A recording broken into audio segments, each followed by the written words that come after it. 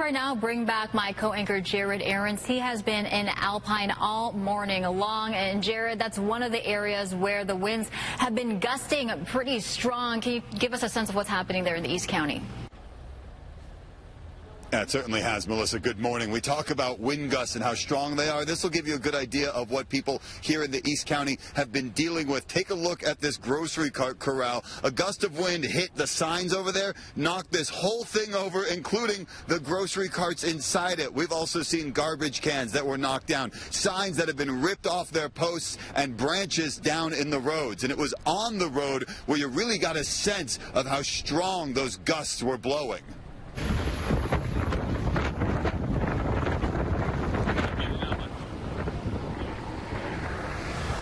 Yeah, that's what it sounded like on the 8th east of Alpine, where a 25-mile stretch of road was closed to all high-profile vehicles like semi-trucks. And here's why. We saw a few of them that had been overturned, including this one. By the time we got there, a tow truck had put it back on its wheels, but you could see the damage. This was in Buckman Springs, where the National Weather Service said they had wind gusts reported as high as 80 miles an hour this morning.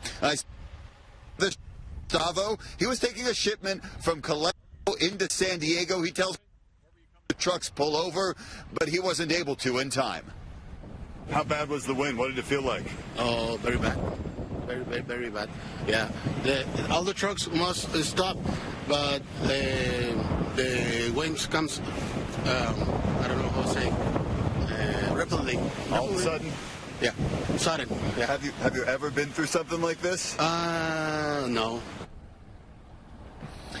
Now, with that closure, CHP had to get everyone off the road at East Willows. That created a backup that stretched for more than a mile. Take a look. Officers are telling truck drivers that may have to wait until tomorrow before they can get back on the road. If you're in a car, they say you can get through. You can still drive the 8, but give yourself some extra time. Hold on to that wheel tight and drive as safe as possible. The wind is also affecting power. SDG&E has done public safety power shutoffs this morning just in case some of their power lines are knocked down or hit by trees. Let's bring in ABC 10 News reporter Ryan Hill. You've been tracking the power shutoffs all morning. What are people dealing with right now? Yeah, Jared, we were just talking to one gentleman who was saying that they cut their power off at around 12:30 last night. Jared? All right, thank you very much, Ryan. It's a lot for people to deal with, and we've seen people coming up talking to us in this parking lot to kind of vent some of their frustration. Did SDG&E say anything about what their message is to people who are frustrated this morning? Now, we did speak with SDG&E yesterday prior to the public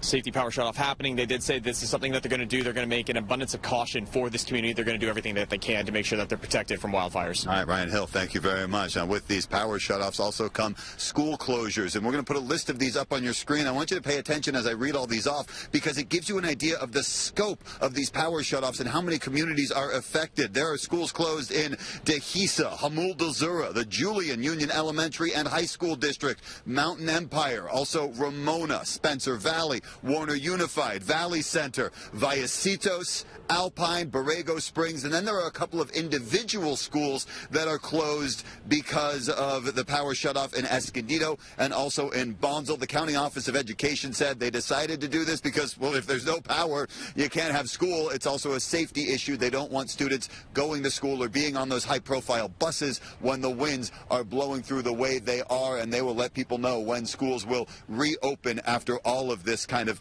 patters out. There is some good news, though, in all of this coming out of Ramona this morning. During our 5 a.m. show, we told you about a wildfire that had broken out in the Ramona area. That has been contained. Fire crews were able to stop it at just 2 acres before it got out of control. This was near Highland Valley and Rangeland Road. Crews were worried that it would spread really fast because of those winds. They got to it quickly. They got it controlled quickly. Fantastic work by CAL FIRE and the other fire crews that went. There were no evacuations because of this. No buildings were damaged. We talked to a lot of people who woke up this morning without power. In some cases, they had to start their day in the dark, and for a lot of them, start the cleanup in the dark. ABC 10 News reporter Yasmin Ludi has been in Ramona all morning talking to people about what this day has been like for them. Yasmin?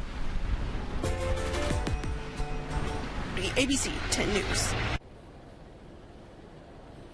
Thank you, Yasmin. As the day goes on, SDG&E and CAL FIRE crews will keep an eye on all of those high-risk areas. And the good news is they have a network of cameras to help them do that. High-definition cameras from UC San Diego are spread throughout San Diego County. There are also more than 200 weather stations monitoring conditions in those high-risk areas. SDG&E says all those cameras have been also retrofitted with artificial intelligence so they can spot wildfires as soon as they start.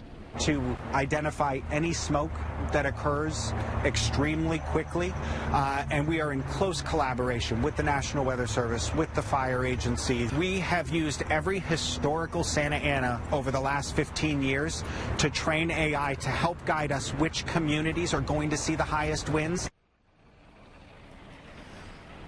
Yeah, those cameras are so critical on days like this. SDG&E says it uses the data from those cameras to send out alerts, and that AI can really help track even moisture in certain areas. You know, we say that we don't talk about fire season anymore because really wildfire season is all year long. You don't have to go back that far to know that there have been some bad wildfires in San Diego County in December. The Lilac Fire, the Willows Fire, the Cedar Creek Fire, all within the last 10 years. That's why crews right now are sending out the warning, telling everyone to stay alert through the rest of this red flag warning.